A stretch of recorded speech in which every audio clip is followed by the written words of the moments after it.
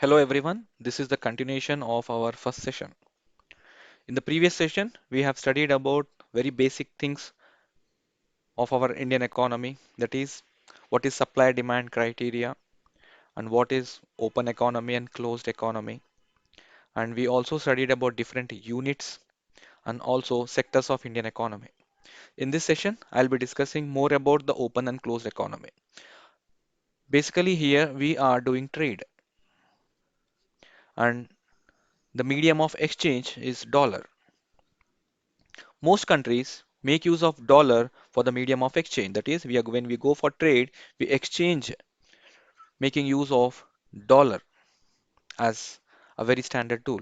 So why are we going for dollar? So why do you make use of only dollar? So first point here is dollar is a very standard medium of exchange. Second, it is most stable. Most countries follow and have a very higher trust on this dollar. So that's the reason people go for dollar, which is a very standard tool for a trade. We studied about open economy. We also discussed about the closed economy. Here in open economy, as we are performing trade, there is a movement of dollar. Dollar will enter or dollar will flow out of the country. When you buy a good, you need to pay them in dollars. Or when you import a good, definitely that is you have to pay the dollars. In the same case, when you export a good, you will be paid back with dollars. So this is how you are, in the one case you are gaining dollars, in the other case you are losing dollars. So which is better for us, we'll study now. Take a case of exports. If India exports certain goods, India exports manufacturing goods, electronic goods. In this case, the imported country or the country which imports Indian goods will be paying India in terms of dollars. So India is receiving dollars. And whenever India imports, what does India imports? India imports gold, India imports crude oil. So whenever India imports these commodities, then India need to pay. In this case, India is losing dollars. Which is better for our country? Definitely the one which is adding dollars, which will add more reserves for us. This will be definitely better for us. So in this case, if India is an export oriented country, then this will add to more dollars for reserves. Can India be completely an export oriented? Definitely not, because India is dependent on gold. India is also dependent on the crude oil from the countries of Middle East. So in this case, definitely we need to pay them in terms of dollars. So dollar when it is moving into the country, dollar when it is going out of the country. When we lose all the dollars, what happen? This is what we will study now. Now before that, we'll take one example which was previously asked in your questions. I mean like previous questions which was asked in your exam. In terms of economy, the visits by foreign national to witness the Commonwealth Games in India is amounted to. That means, is it amounted to the exports, imports, production, or consumptions? Definitely, the visit of foreign nationals will not impact very much to the production level or the consumption level because the production or consumption level, moreover, are going to remain the same. Now, the only option which is left for us are export and imports.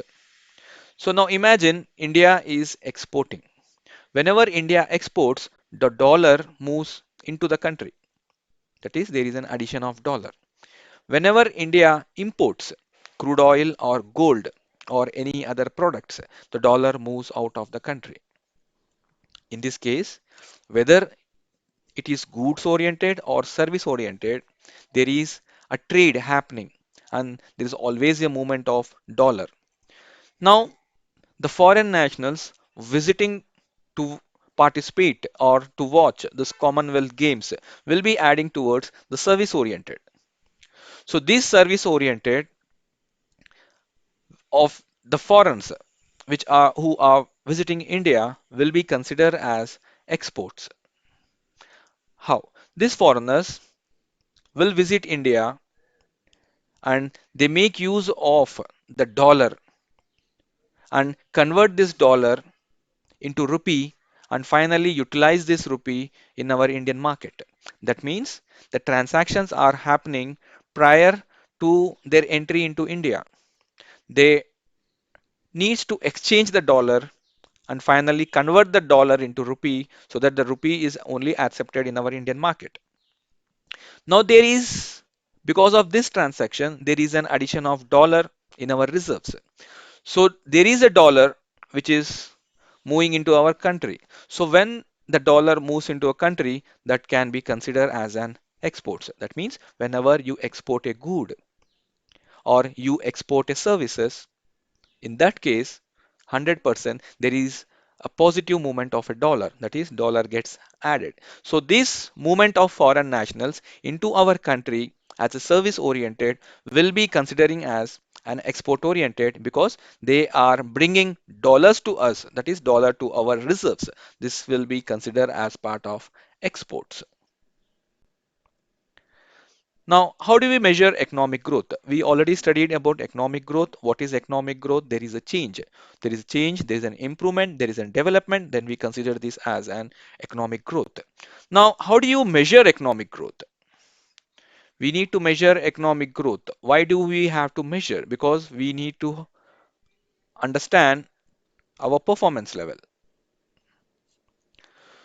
So, to compare with the developed countries or to compare with the developing countries, that is, what is our performance? Then we have to understand and or we need to measure the economic growth. So how do we measure? We have very important tools like the GDP and the GNP. So GDP and GNP will help you to understand what is the performance of your growth levels. What is GDP? GDP is nothing but gross domestic product. And what is GNP? GNP is nothing but gross national product. GDP has a territorial limit and gross national product are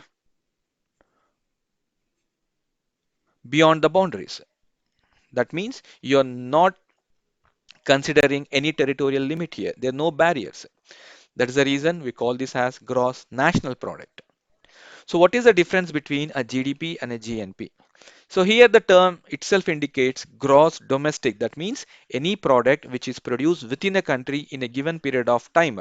Basically one financial year, you call that as, or those values will be the final values which are contributing towards GDP.